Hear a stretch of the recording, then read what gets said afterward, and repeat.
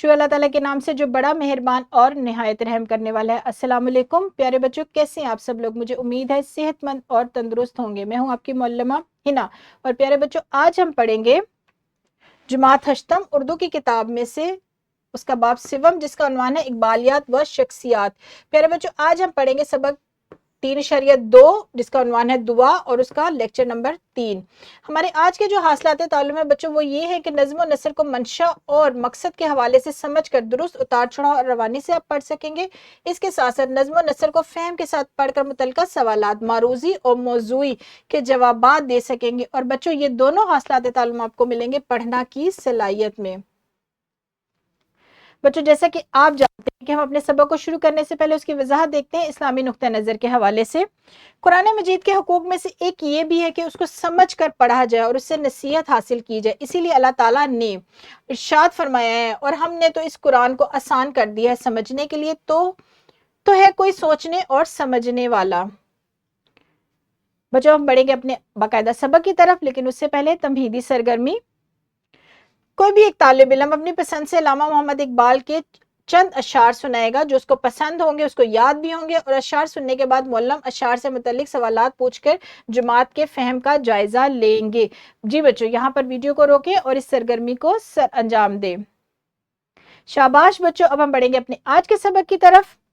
आज हम क्या करने वाले, आज तलबा को मंशा और मकसद के हवाले से समझ कर दुरुस्त उतार चढ़ाव रवानी से नज़म पढ़ने का तरीका सिखाने के लिए हम क्या करेंगे कि सबक 3.2 नज़म दुआ के पहले 4 अशार की आज बुलंद ख्वानी करवाई जाएगी। नीज़ फहम के साथ नज़्म और नसर पढ़ कर मुतल्लिका सवालात के जवाब सुनने की भी मशक करवाई जाएगी। ये दोनों हासिलात ताल्लुम हम करेंगे और सीखेंगे आज एक नई चीज़। लेकिन उससे पहले नज़म का मतन पढ़ने से पहले खास अल्फाज लोह, आबियाना, ये 3 रुकन है एक ही लफ्ज के। हबाब, नमूद, फकर, हिजाब, गयाब, सजूद।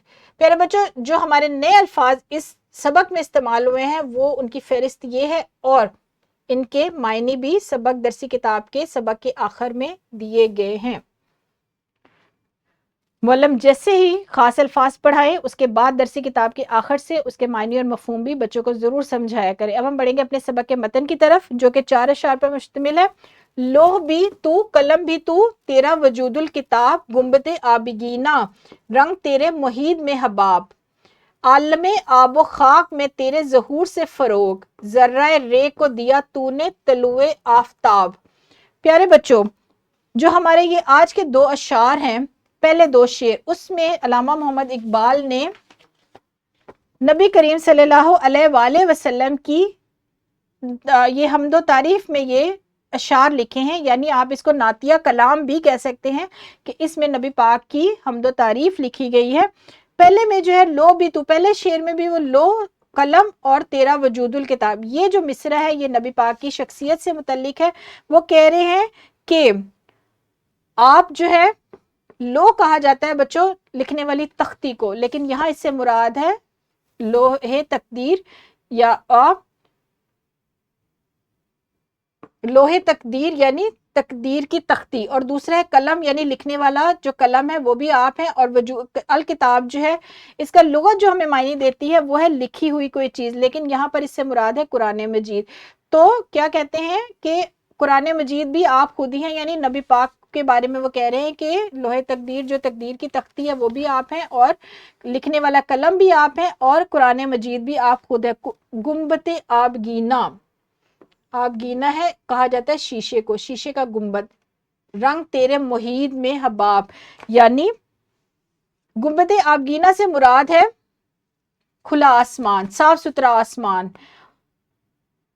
और वो कहते हैं कि आप नबी करीम सल्लल्लाहु अलैहि वसल्लम की शान का अंदाज़ा इस बात से लगाया जा सकता है कि आसमान जिसके तूल और अर्ज़ का कुछ पता नहीं है, वो नबी पाक के मुहीद वजूद के सामने इसकी हकीकत ऐसे है जैसे समुंदर के सामने एक बुलबुला। हबाब है बुलबुला। इस पूरे शेर में नबी पाक की शख्सियत का जिक्र है और उनकी ही हमदो तारीफ अल्लामा मोहम्मद इकबाल ने बयान की है। अब हमारा दूसरा शेर है आलम आबो खाक, आलम दुनिया, आब पानी, खाक मट्टी में तेरे ज़हूर से, ज़हूर ظاہر ہونے سے, فروغ یعنی ترقی پایا ہے وہ. ذرہ ریگ, ذرہ ریگ ہے ریت کا ایک ذرہ کو دیا تو نے طلوع آفتاب, یعنی آپ نے کیا کیا ہے کہ ایک ریت کے ذرے کو کیا بنا دیا ہے, ایک چمکتا ہوا سورج بنا دیا ہے. تو یہاں پر اس شعر میں شاعر کہتے ہیں کہ اس کائنات کو آپ صلی اللہ علیہ وآلہ وسلم ہی کے ظہور سے فروغ حاصل ہوا ہے. آپ کے قدموں کی برکت سے ہی ذرہ ریگ جو ہے وہ دنیا میں آفتاب بن کر چمکا. اور یہاں ذرہ ریگ سے مراد حضرت بلال حبشی کے بارے میں ذکر کیا گیا ہے. اور اس کے بعد وہ کہتے ہیں کہ نبی پاک کی ہی شان ہے کہ جو کیا کرتے ہیں کہ ایک ذرے کو بھی چمکتا ہوا سورج بنا دیتے ہیں. یہ 2 اشعار ہیں, اس سے آگے کے بھی 2 اشعار میں پڑھوں گی. مولم بھی اسی طریقے سے جماعت میں اشعار کا مصروں کو پہلے تو ایک آسان جملوں میں بتائیں گے, ان کے معنی اور مفہوم بتائیں گے, اور پھر ان کی مختصر تشریح کر کے جماعت میں طلباء کی رہنمائی کریں گے تاکہ انہیں اشعار کو سمجھنے میں آسانی رہے. شوکت سنجر و سلیم, یہ سنجر و سلیم 2 شخصیات ہیں, ان کا ذکر ہے. شوکت سنجر و سلیم تیرے جلال کی نمود, فقر جنید و با یزید تیرا جمال بے نقاب, شوق تیرا اگر نہ ہو میری نماز کا امام, میرا قیام بھی حجاب میرا سجود بھی حجاب. سنجر و سلیم جو ہے وہ 2 سلطان گزرے ہیں جن کی ہیبت اور طاقت سے تمام دنیا واقف تھی. یہاں پر یہ تلمیحات استعمال ہوئی ہے. سلطان سنجر سے زیادہ شان و شوکت والا اور کوئی بادشاہ نہیں گزرا. آپ کے رعب اور دبدبے کا یہ عالم تھا کہ ایک بار امام غزالی آپ کے دربار میں حاضر ہوئے, حالانکہ آپ اس کے استقبال کو خود اٹھے تھے, لیکن اس کے باوجود امام غزالی پر اتنی آپ کی ہیبت تھی کہ ان کا جسم جو تھا وہ کانپنا شروع ہو گیا تھا. پھر فخر جنید و با یزید, یہ بھی 2 شخصیات ہیں, لیکن اس سے پہلے جو سلطان سلیم ہے وہ سلطنت عثمانیہ کے نامور سلاطین میں سے تھے. تو اس شعر میں بھی علامہ اقبال کیا ذکر کر رہے ہیں کہ جو بڑے بڑے سلاطین گزرے ہیں وہ بھی کیا ہے, آپ ہی کے جلال اور یعنی نبی پاک کی جلال کی وجہ سے انہیں شان و شوکت ملی ہے. اور اس کے ساتھ ساتھ حضرت جنید بغدادی جو صوفیہ کرام میں پہلے درجے پر رہتے ہیں, ان کو ایک اہم مقام حاصل ہے. اور اس کے ساتھ ساتھ حضرت با یزید, یہ بھی تلمیحات استعمال ہوئی ہیں ان اشعار میں. ان کا بھی ذکر وہ کیا کہہ رہے ہیں کہ یہ بھی اولیاء کرام میں اعلیٰ درجہ رکھتے ہیں. یہ دونوں شخصیات حضرت جنید اور حضرت با یزید. تو یہ کیا ہے, ان کا بھی جو فخر ہے وہ کس کی وجہ سے بے نقاب ہوا ہے, آپ صلی اللہ علیہ وسلم کی ہی عنایت تھی. تو یہ لوگ کیا ہوئے ہیں, دنیا میں باکمال شخصیات بنے ہیں. پھر اس کے ساتھ ساتھ وہ کہتے ہیں کہ شوق تیرا اگر نہ ہو میری نماز کا امام, میرا قیام بھی حجاب میرا سجود بھی حجاب. وہ کہتے ہیں کہ آپ صلی اللہ علیہ وآلہ وسلم کی محبت اگر میری نماز میں شامل نہ ہو, اگر وہ میری نماز میں آپ کی اطاعت نہ ہو, آپ کا شوق نہ ہو, تو میری نماز کیا ہے, میری نماز بے فائدہ ہے.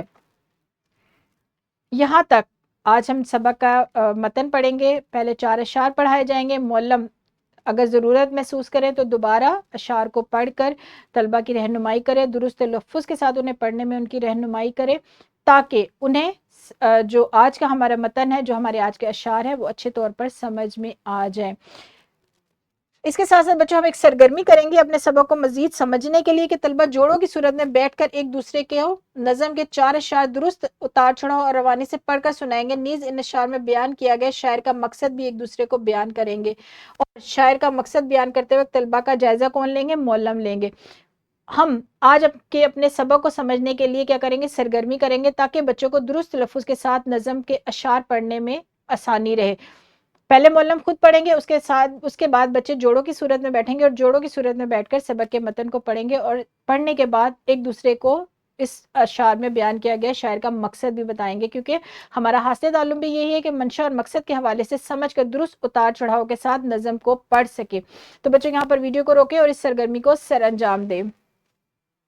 جی بچوں ہم بڑھیں گے اپنے سبق کے دوسرے حصے کی طرف جو کہ ہے مشق کے سوالات. ہمارے مشق کے سوالات کچھ اس طرح ہیں بچوں کہ جو آج ہم نے سبق پڑھا ہے اسی سے متعلقہ یہ سوالات ہیں. یہ 3 سوالات ہیں, یہ آپ کاپی پر حل کر کے لے کر آئیں گے. یہ ہمارے جو اشعار ہم نے آج پڑھے ہیں اسی سے متعلق ہیں, اور اسی میں آپ کو انہی اشعار میں ان سوالات کے جوابات مل جائیں گے. یہ جو ہمارا سوال ہے یہ کتاب پر حل کرنے والا ہے, ایک سوال دیا جاتا ہے، اس کے 4 ممکنہ جوابات ہوتے ہیں، آپ نے درست جواب کی جو ہے نشاندہی کرنی ہے، لیکن یہ کام آپ اپنا کتاب پر ہی حل کریں گے۔ اس کے ساتھ ساتھ بچوں آپ کو ایک ورک شیٹ دی جائے گی، بلکہ ایک نہیں 2 ورک شیٹ دی جائیں گی، کیونکہ ہمارے سبق کے حاصل تعلم 2 ہے، اس لیے آپ کو 2 ورک شیٹ جو ہے دی جائیں گی حل کرنے کے لیے۔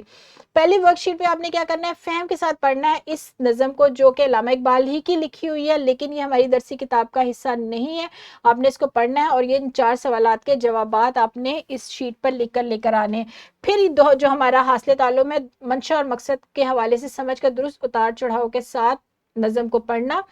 یہ نظم آپ پڑھیں گے درست اتار چڑھاؤ کے ساتھ، اس کی ویڈیو بنائیں گے، اور ویڈیو نظم پڑھنے کے بعد ویڈیو میں ہی آپ شاعر کا مقصد اور منشا کو بھی بیان کریں گے۔